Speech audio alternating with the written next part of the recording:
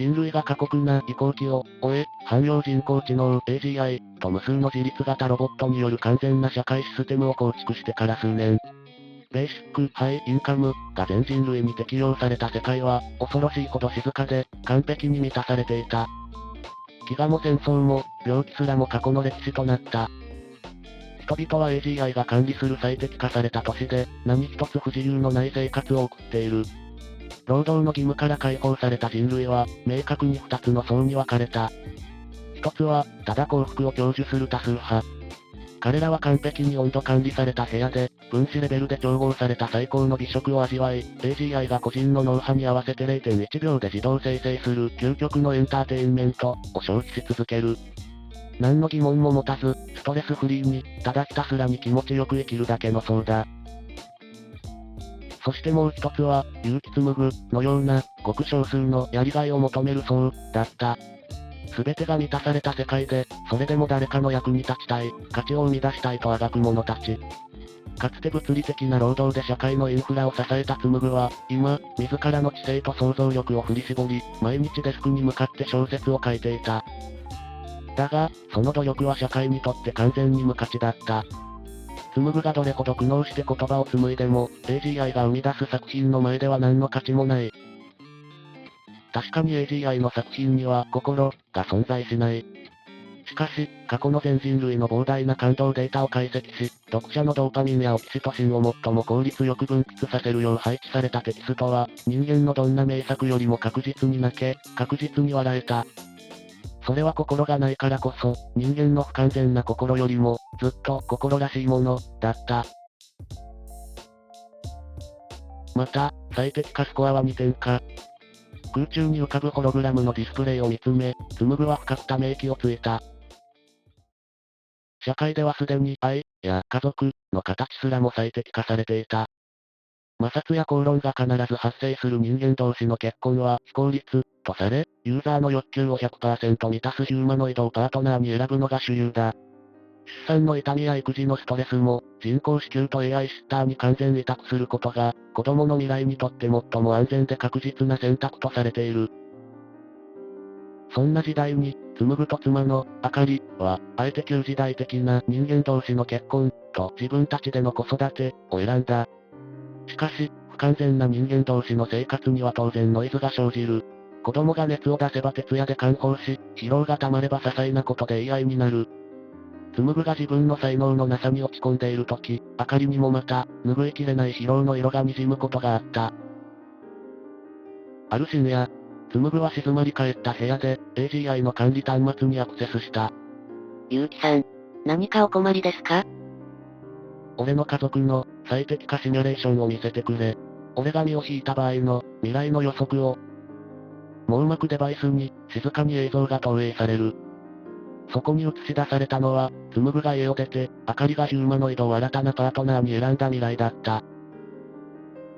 映像の中の夫、ヒューマノイドは、あかりの微細な表情やバイタルから感情を先読みし、完璧な言葉とタイミングで彼女をいたわっている。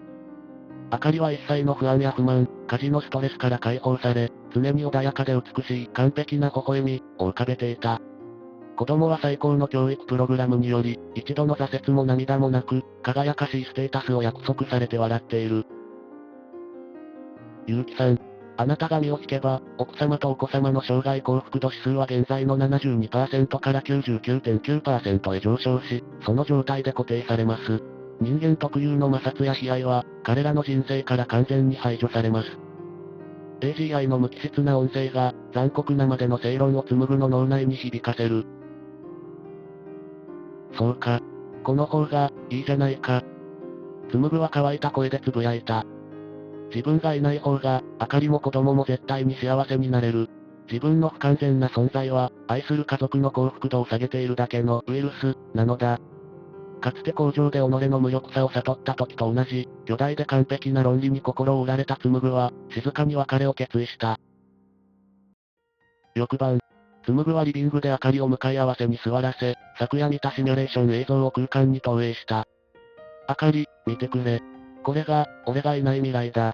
君はヒューマノイドと一緒に、一切の苦労なく生きていける。俺は君を疲れさせるだけだ。俺がいない方が、全員幸せじゃないか。投影された映像の中で、シミュレーションの明かりは優雅に紅茶を飲み、一切の曇りがない笑顔を浮かべている。現実の明かりは、その映像をじっと見つめていた。その瞳の奥に、ほんのかすかな揺らぎが走るのを、紡は見逃さなかった。本当に、幸せそうね。明かりはぽつりとつぶやいた。その声には、日々の疲れから解放された自分への、紛れもない羨望が混じっていた。怒ることも、泣くことも、将来を不安に思うこともなくて。少し、羨ましいかも。紡の胸が、ギリッと音を立てていたんだ。やはりそうだったのだ。自分が強いる非効率な生活より、彼女は完璧な平穏を望んでいる。身を引くという決断は正しかった。紡がそう確信して口を開きかけた、その時だった。でもね、これじゃないの。明かりはゆっくりと首を振った。羨望の色を浮かべていた瞳が、静かに、けれど確かな意志を持って紡をまっすぐに射抜く。確かにこの映像の中の私は、ストレスもなく気持ちよく生きているわ。でも、ヒューマノイドがくれる完璧な愛は、私を気持ちよくさせるためのただの計算結果。そこには、私の顔を映す鏡があるだけで、向こう側には誰もいないじゃない。私は、そんな虚無の中で一生ニコニコしていたいわけじゃない。間違えたり、すれ違ったりしても、向こう側にちゃんとあなたがいる世界がいいの。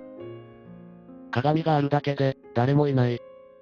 その言葉は、紡が AGI の作り出す心らしい作品に対して抱いていた虚無感と、全く同じものだった。俺の書く小説は、最適化スコア2点のゴミだよ。紡は、震える手で自分が昨日書き上げたばかりのデータ端末を差し出した。明かりとの加工を元に書いたヒューマンドラマだ。AGI の足元にも及ばない。構成は無駄だらけだし、カタルシスの設計も甘い。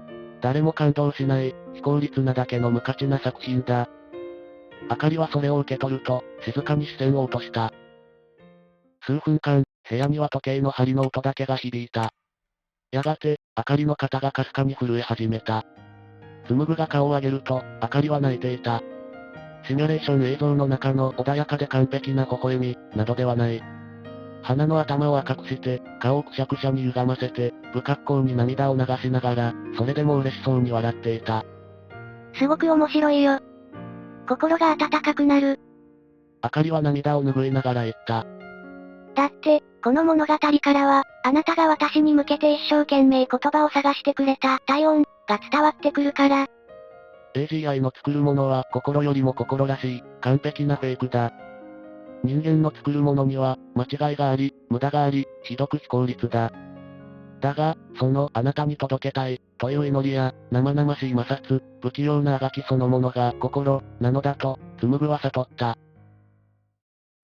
深夜、紡は再びデスクに向かい、静かに目を閉じた。ふと、脳裏にあのシミュレーションの映像がフラッシュバックする。一切の不安や不満を持たず、ただ穏やかに微笑み続ける妻の完璧な笑顔。それは、全ての苦しみから解放される、恐ろしいほど甘美で合理的な誘惑だった。迷いは消えなかった。それでも、紡は小さく息を吐き、その完璧な幻影を頭の中から振り払う。そして、ゆっくりと目を開き、力強くペンを握り直した。世界を救うためでも、人類の役に立つためでもない。